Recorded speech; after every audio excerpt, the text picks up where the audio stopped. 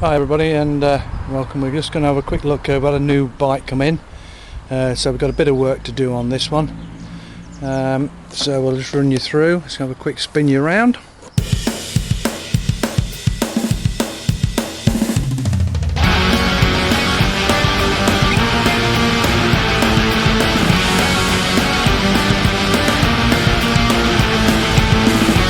Yeah, we've got quite a bit to do. We've got the front brake to sort out, because at the minute there's nothing holding it, and we ain't quite got a clue what's going on here, but I think that's going to have to come off. I think it must have been set up originally for a dual thing. We've got the headlight to sort, handlebars,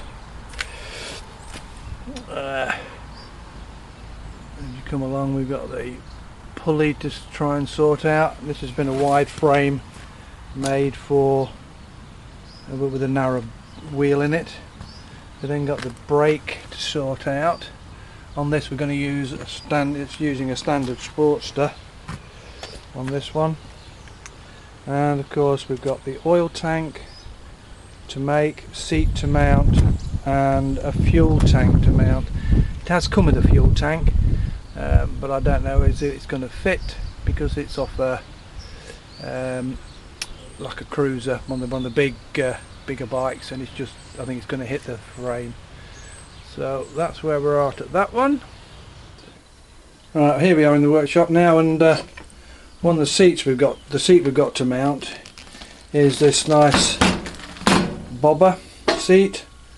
It's having an air ride suspension on the back, so one of the problems we've got, if I can get you in focus, is obviously the mounting holes are here and here, and here's the plate for the seat.